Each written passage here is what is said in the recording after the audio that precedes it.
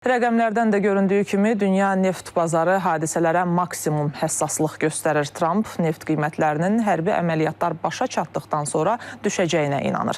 Analitiklər isə qiymətlərin daha da arta biləcəyini bildirirlər. Hazırda İranın əlindəki ən güclü silahlardan biri Hörmüz boğazıdır və bu qiymətlərdə sabitliyə nail olmaq üçün ciddi bir əngəl yaradır. OPEC Plus və böyük istehsalçı ölkələr vəziyyətdən çıxış yolu kimi hansı addımlar ata bilər? Rüstəm Mikayılzadə süjetinə baxaq.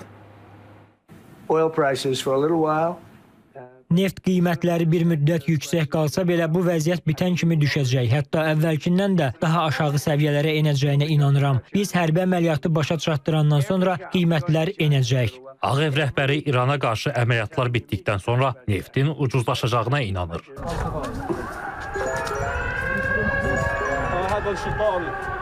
ABŞ və İsrailin İranla müharibəsi fonunda dünya bazarında Brent neftin qiyməti təxminən 10% artaraq $80 keçib. Artımın əsas səbəbi Hörmüz boğazında risklərin artmasıdır. Eyni zamanda İranın körfəz ölkələrinə zərbələri əlavə bahalaşma və qlobal iqtisadi təzyiqlərə səbəb ola bilər.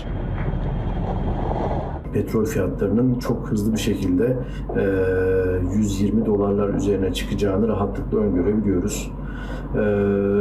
Diğer taraftan bu petrol fiyatlarındaki yükseliş haliyle hem küresel ekonomiyi hem diğer süreçleri negatif etkileyecektir.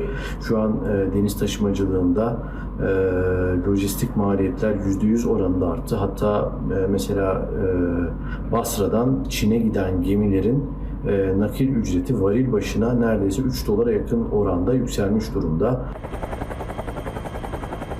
Hörmüz boğazı qlobal neft tranzitinin 20%-dən çoxunu təmin edir. Tədarükün kəsilməsi riski fonunda neft qiymətləri arta bilər. Belə məqamda neft ixrac edən ölkələr təşkilatı və tərəfdaşları tədarük pozuntularını kompensasiya etmək istəyir. Belə ki, OPEC Plus ölkələri aprel ayı üçün gündəlik neft hasilatı həcmini 206 min barel artırmağa razılaşıb. Lakin bu qərar bazarları sakitləşdirməyə bilər.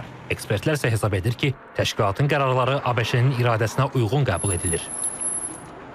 Trump administrasiyasının ən böyük istəklərindən biri neft bazarında bir sabitliyə nail olub və qiymətləri daha da aşağı çəkməkdir. Çünki seçkilər zamanı söz vermişdi Amerika əhalisinə ki, benzinin qiyməti düşəcək. Və doğrudan da son bir ildə, yəni bir ildə olmasa son 8 ayda bir qalon benzinin qiyməti, bir qalon təqribən 3,7 litr benzindir. Qiymətində təqribən bir 25%-ə yaxın ucuzlaşma var Amerikada. Yəni Amerika iqtisadiyyatına bu müsbət təsir göstərir.